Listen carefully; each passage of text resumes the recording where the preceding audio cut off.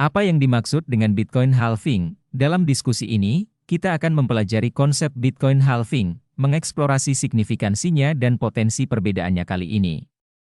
Perlu dicatat bahwa dalam berinvestasi, frasa "kali ini berbeda" seringkali dianggap berbahaya. Namun, dalam kasus ini, ada alasan kuat yang menunjukkan bahwa penyimpangan dari norma mungkin akan terjadi. Mari kita telusuri hal ini lebih jauh. Sebelum mempelajari detailnya, saya ingin mengingatkan Anda untuk mengapresiasi konten ini dengan menekan tombol jempol ke atas dan berlangganan ke saluran ini jika Anda belum melakukannya. Sekarang, mari kita selami topiknya. Bagi Anda yang mungkin masih awam tentang topik ini atau membutuhkan penyegaran, Bitcoin halving mengacu pada peristiwa terprogram dalam protokol Bitcoin. Peristiwa ini terjadi kira-kira setiap 4 tahun sekali atau setelah 210.000 blok ditambang. Setiap blok ditambang kira-kira setiap 10 menit. Selama peristiwa halving, imbalan untuk penambang, dalam hal blok yang baru ditambang, dibagi dua. Pada intinya, setiap 10 menit, ketika penambang menemukan blok baru dan memasukkan transaksi di dalamnya, mereka menerima biaya transaksi di samping hadiah blok yang telah ditentukan, yang saat ini mencapai 6,25 Bitcoin. Hadiah blok ini akan segera dibelah dua. Pentingnya pembagian dua Bitcoin terletak pada perannya yang krusial dalam ekosistem Bitcoin. Karena kode Bitcoin bersifat open source, siapapun dapat memeriksanya. Akibatnya, peristiwa halving ini menyebabkan berkurangnya jumlah Bitcoin baru yang beredar. Sekarang, mengapa halving Bitcoin terjadi? Bitcoin halving adalah komponen penting dari keseluruhan tokenomics Bitcoin. Hal ini dirancang untuk mengontrol suplai Bitcoin dari waktu ke waktu, dengan tujuan menciptakan aset digital yang langka dan berharga. Total pasokan Bitcoin dibatasi pada 21 juta, memastikan bahwa tidak akan pernah ada lebih dari jumlah ini. Proses halving memastikan bahwa batas ini didekati dengan kecepatan yang dapat diprediksi dari waktu ke waktu. Peristiwa halving ini sangat penting dalam mendorong stabilitas dengan memfasilitasi pasar yang lebih dapat diprediksi dan stabil. Mempertahankan tingkat pasokan Bitcoin baru yang tinggi tanpa batas waktu dapat menyebabkan hiperinflasi, sebuah skenario yang ingin dihindari oleh semua orang. Selain itu, pelepasan Bitcoin baru secara bertahap melalui halving mendorong distribusi mata uang yang lebih adil, mencegah para pengguna awal mendapatkan keuntungan yang tidak semestinya dibandingkan para pendatang baru. Sekarang, mari kita alihkan perhatian kita pada halving Bitcoin yang akan datang. Dijadwalkan pada bulan April tahun depan, peristiwa ini akan membuat reward block dipotong setengahnya dari 6,25 menjadi 3,125 Bitcoin. Perubahan ini akan mengakibatkan penurunan yang signifikan pada pasokan harian Bitcoin yang baru dibuat, anjlok dari 900 menjadi 450. Tingkat inflasi Bitcoin saat ini adalah 1,8% dan akan turun menjadi 0,9% setelah pemotongan separuh.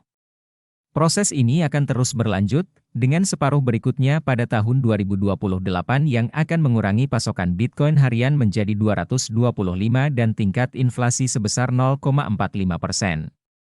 Pada tahun 2032, hadiah blok akan menyusut menjadi hanya 0,75 BTC per blok, menandai tingkat inflasi tahunan hanya 0,22. Angka-angka ini tidak dapat disangkal lagi sangat mengesankan, terutama jika Anda mempertimbangkan dinamika pasar yang lebih luas.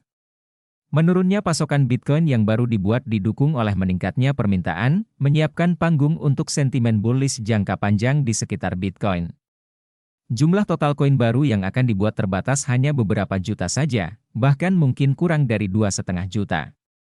Kelangkaan ini benar-benar luar biasa, namun, penting untuk diingat bahwa meskipun halving Bitcoin cukup signifikan, halving Bitcoin mungkin bukan satu-satunya katalisator untuk lonjakan harga secara langsung.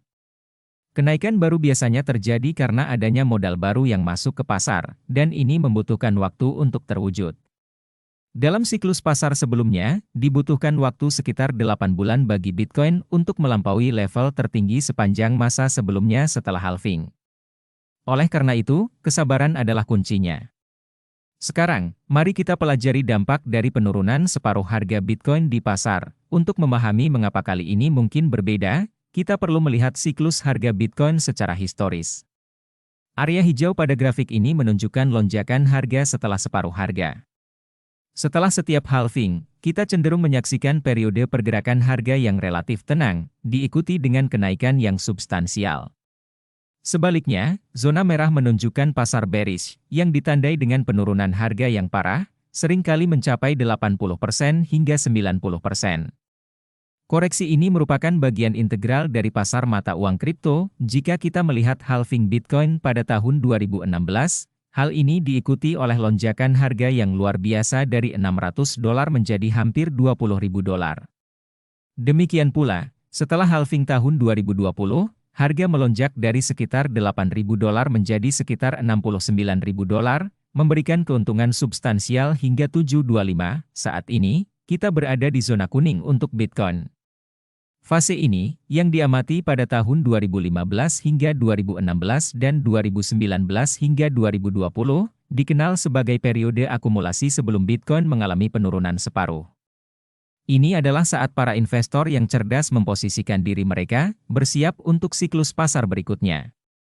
Meskipun mungkin masih ada volatilitas di depan, rasio risiko hasil untuk membeli Bitcoin cukup signifikan. Anda mungkin akan mengalami penurunan 50% dalam jangka pendek, tetapi potensi keuntungan 5, 6, atau 700% selama siklus berikutnya membuatnya menjadi peluang yang menarik. Dengan mempertimbangkan tingkat pengembalian yang semakin berkurang, target harga yang wajar untuk siklus pasar berikutnya adalah sekitar $150.000, yang akan mewakili peningkatan substansial dari harga saat ini. Namun, sangat penting untuk diingat bahwa sejarah menunjukkan bahwa siklus ini membutuhkan waktu untuk terjadi. Sekarang, mari kita bahas mengapa kali ini mungkin benar-benar berbeda. Salah satu faktor yang menarik adalah lamanya Bitcoin dipegang oleh pemegang jangka panjang. Saat ini, sekitar 68,75% dari suplai Bitcoin tidak bergerak selama lebih dari 1 tahun, mencapai titik tertinggi sepanjang masa. Hal ini menunjukkan keyakinan yang kuat di antara para pemegangnya untuk tidak menjualnya pada harga saat ini. Selain itu, jumlah alamat yang memiliki 1 Bitcoin atau lebih telah mencapai titik tertinggi sepanjang masa. Bahkan selama pasar bearish, lebih dari 1 juta alamat sekarang memiliki 1 Bitcoin atau lebih. Hal ini berbeda dengan siklus pasar sebelumnya, di mana kita melihat penurunan yang signifikan dalam jumlah alamat tersebut selama pasar bearish. Yang membedakan kali ini adalah keterlibatan raksasa institusional seperti BlackRock, yang secara aktif mengejar ETF Bitcoin.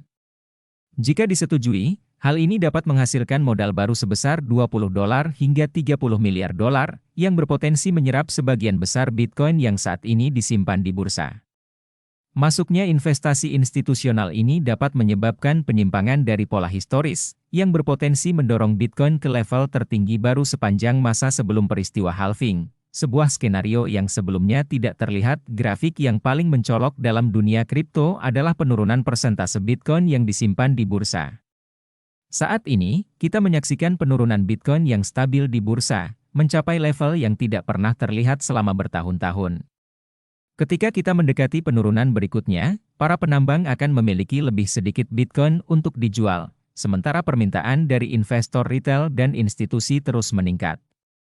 Kombinasi faktor ini menciptakan lingkungan yang unik. Kesimpulannya, meskipun sejarah cenderung berirama dalam dunia mata uang kripto, beberapa faktor, termasuk minat institusional yang belum pernah terjadi sebelumnya dan komunitas pemegang Bitcoin jangka panjang yang terus bertambah, menunjukkan bahwa kali ini mungkin akan berbeda. Saat ini kita sedang berada dalam fase akumulasi, dan rasio risiko hasil untuk berinvestasi dalam Bitcoin tetap menarik. Tetaplah mencermati perkembangan di pasar, dan ingatlah bahwa kesabaran adalah kunci dalam lanskap yang terus berkembang ini. Terima kasih telah menonton, dan saya tunggu diskusi kita selanjutnya.